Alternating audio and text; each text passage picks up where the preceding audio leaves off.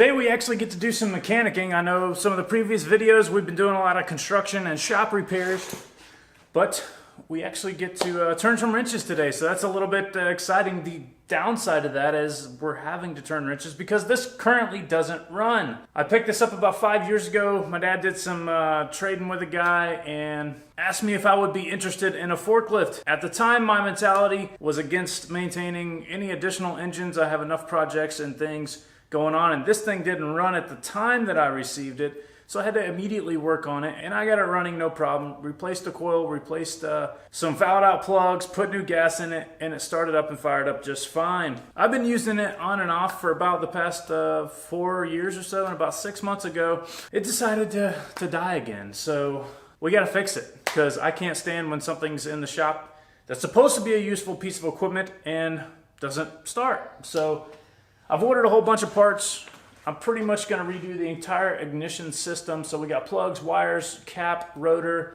It has a condenser, which is a part of an old ignition system, as well as points. And we're going to put a new coil on it and another voltage regulator on as well, because the new one that I put on 4.5 years ago is already burnt up. So I constantly have to charge the battery. We're going to dive into all that and see if we got to replace the gas as well, put some fresh gas in it, and see if it'll start. I know it has low compression. It's got just over 5,700 hours on it, which is a ton of hours for any piece of equipment. I'm hoping, fingers crossed, that I'm not going to have to start rebuilding an engine. And if so, we'll have to save that for another day. So we're going to go ahead and take out all the old parts and start replacing all the new parts.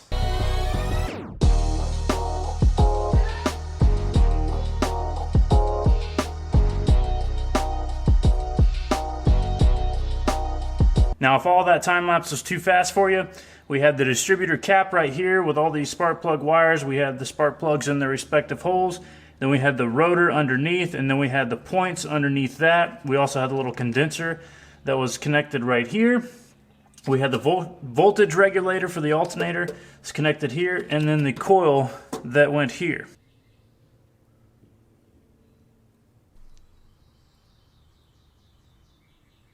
Alright, so we have our distributor cap and rotor. This thing goes in there, attaches to the top of the distributor and spins around.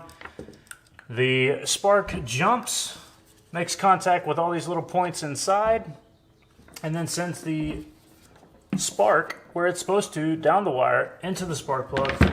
And hopefully all the timing and everything is correct and it runs.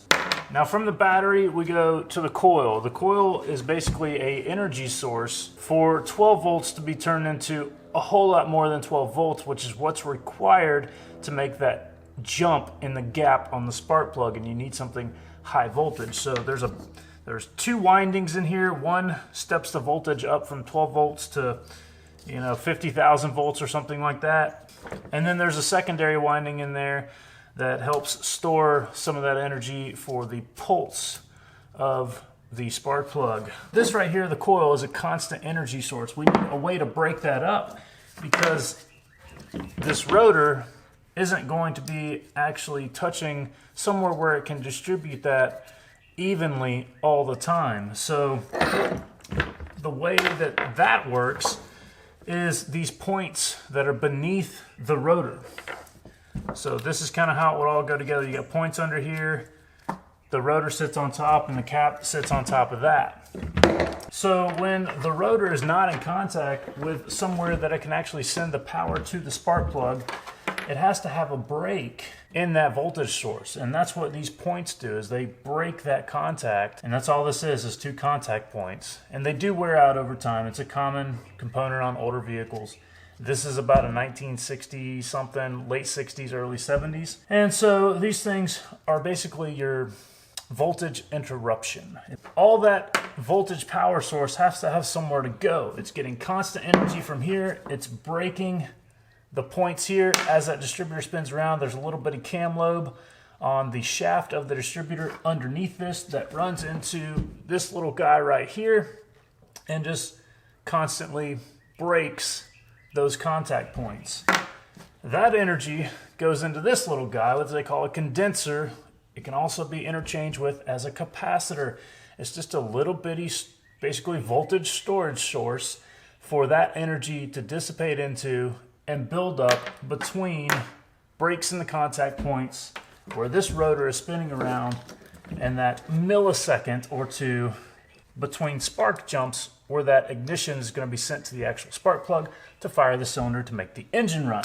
All of these ignition parts right here are parts that I never replaced. I did put plugs and wires on it when I got it, but the points are original as far as I know, and the rotor is original, as well as the distributor cap. So these are 3 components that should be replaced simultaneously when you're doing plugs and wires.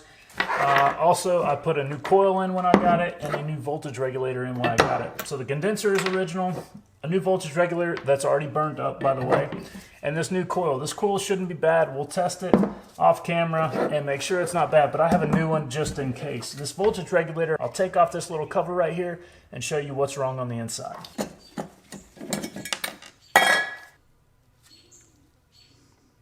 See a little wire right there?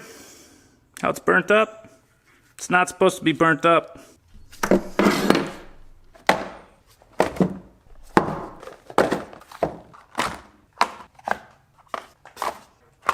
Ooh. Blue spark plug wires. All right, so the cap is definitely the wrong cap.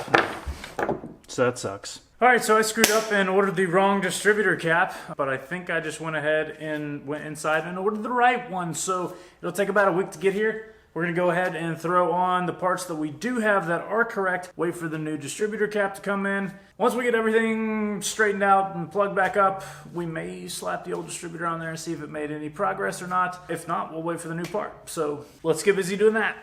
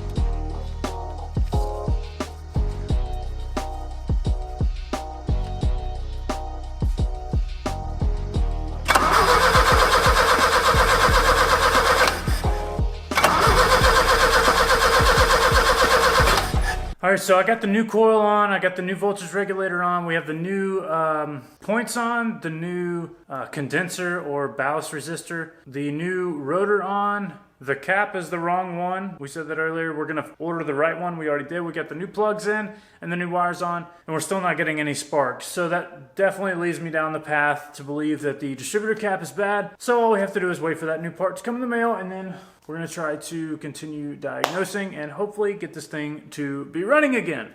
Fingers crossed. So that's it. That's all we're gonna do for today until we get some more parts in. Thanks for watching. If you enjoy this kind of stuff or are into any automotive, welding, metal fabrication, machining, woodworking, or just general garage workshop type projects, please consider subscribing. And if you're gonna do that, go ahead and turn on your bell notifications. That way you get notified just as soon as I get around to posting another video. I appreciate it as always. And until next time, thank you so very much for watching this video.